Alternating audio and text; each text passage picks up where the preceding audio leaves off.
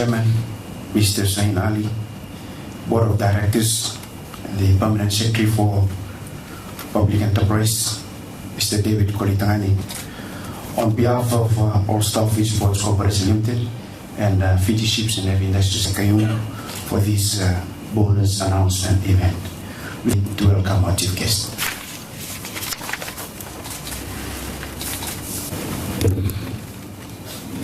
Thank you, MC.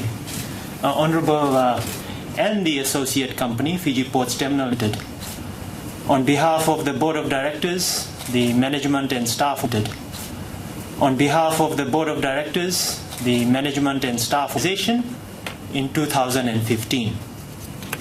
More money in their pockets, and deservedly so. Bonus or performance payment, ladies and gentlemen, is given on merit after rigorous share in the benefits and the wins. Honorable Minister, we have improved the manner in which this method, as you note, sir, penalized high performers, but by calculating performance on individual basis, provides greater incentives for all employees. The Chairman of Fiji Ports Corporation Limited, the CEO, PS for Public Enterprise, and of course the staff of FPCL. Gives me much pleasure to be here again. It seems to be like an annual thing now. I've been here now for the past 3 years. I shouldn't say to you, when will you stop? Please keep on going, because we need to make this an annual event. The fact that any company gives out bonuses, as the PS highlighted, is an indication that people have gone above and over what is required of them. We all get paid to do what we're supposed to do. Our job description says we need to do X, Y, Z. We need to do that. And we need to get paid for that, and you need to get paid for whatever overtime you work, etc. Bonuses are when you go something over and above what you're required to do, over and above what your output is supposed to be.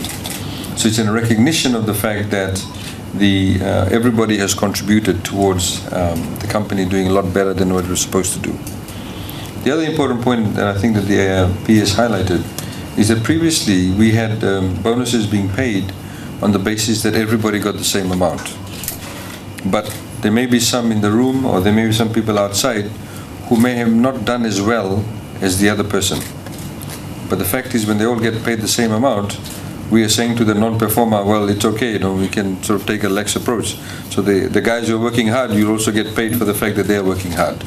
So individual performances is very, very important, because the better you perform, the more you should get paid as a bonus. And that is what we call performance-based reward system.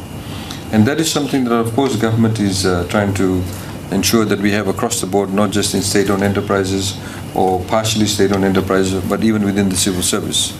I mean, just take yourself. If you, for example, have to go to birth, deaths and marriages office, and if you say you're getting a child admitted into a school, and then you want the birth certificate, you want the extract of the birth certificate. If you go to one counter, and the person there is sitting there, they see you sitting there, but they don't come and attend to you. Sometimes you have that. But you may go to another counter, the person immediately they see you, they get up and they come and attend to you because you are the customer, you are the client. Now obviously, when we calculate the bonuses for that, the person who sat down there whilst you're waiting there for him should not get paid the same amount or should not get the same reward as the person who immediately attended to you. That's what we're trying to say. So people who perform well, people who do well need to be rewarded more for that. The others should not be free riders.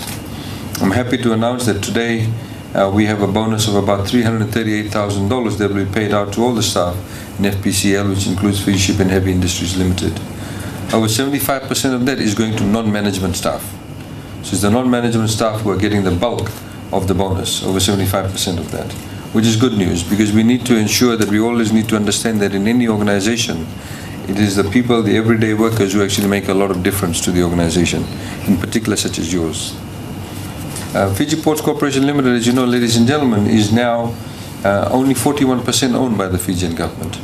39% is owned by the Fiji National Provident Fund, which means you are the owners also, because you are members of FNPF. When you are members of FNPF and FNPF owns a share in something or owns a building, we are also shareholders of that.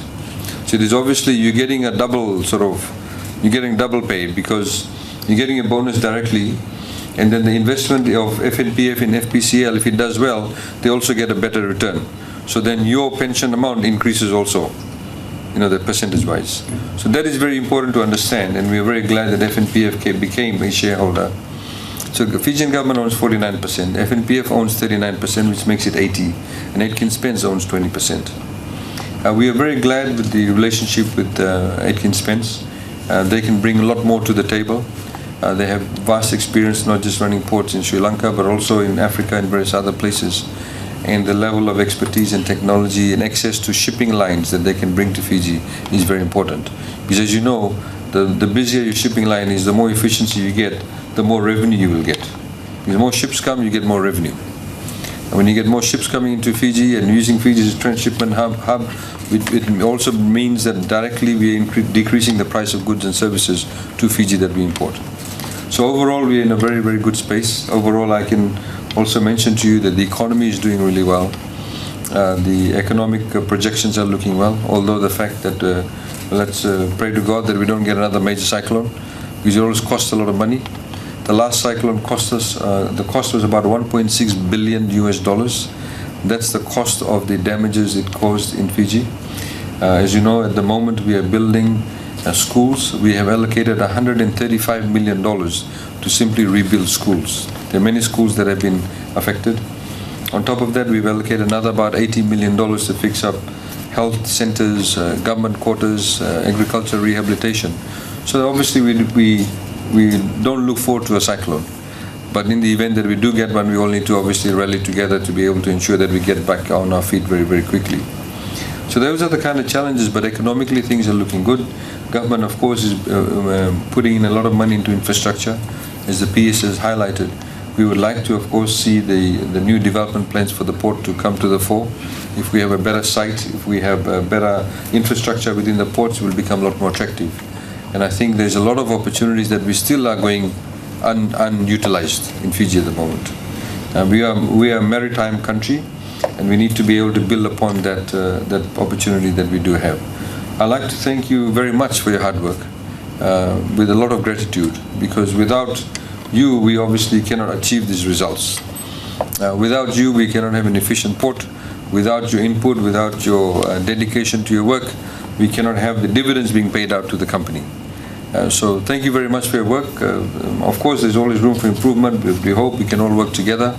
We've spoken to the rest of the board a couple of weeks ago or a couple of months ago and said that we want them to work even harder too, so we can not just improve the bottom line, but improve the quality of work that you have, the quality of environment that you work in, but also to be able to ensure that we build up the company quite strongly. We have to, in Fiji, I have to say make one last comment. In Fiji, traditionally we have been very good at making new things, but we've been terrible at looking after it. So we'll build something, but we don't look after it. So we may build a school, we may build a port, we may build an airport, but then we don't set aside money to look after it. Because anything that you build, you must always keep money aside to paint it, to make sure that the maintenance is done. That's why today many of the roads in Fiji are falling apart. Because for years, when you build a new road, you must, after every 3-4 years, come and reseal the road. Because the biggest enemy to any road is water. When water gets into the cracks, then the heavy truck comes along, the road people drive along, then you have the potholes. Then you have the road on the sides being lifted up. In the same way, if we build a dam in Monasavu, we have to always keep money aside to make sure that there's no cracks in it. We have to make sure there's maintenance.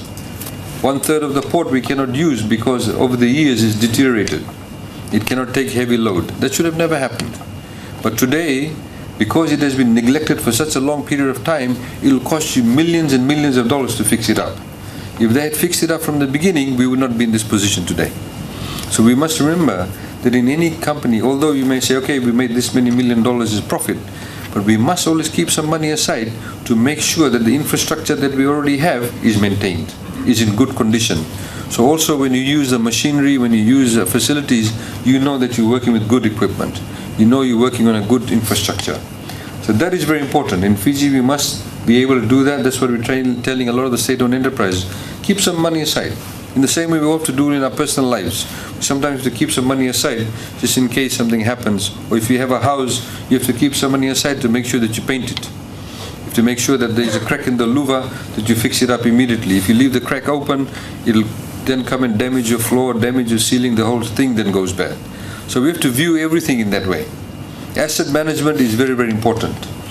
And this is why we've said to all the state-owned enterprises, all the companies the government has shares in, that please let's keep some money aside to make sure we make the place keeping looking good.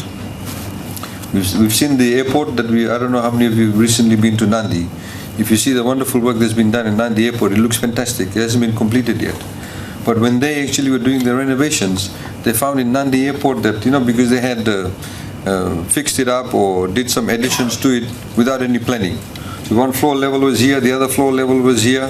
When they dug up this part, they found one sewage pipe, they found one drain pipe here. Everything was done all over the place because there was no master plan, there was no blueprint, and there was no maintenance over the years. So we're doing all of this in the view that we set in place modern infrastructure.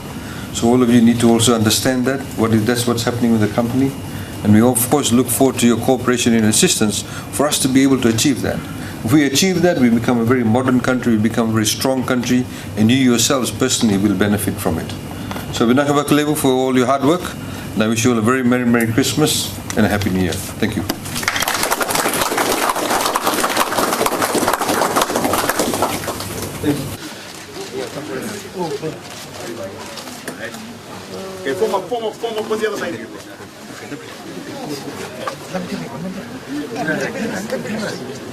Okay,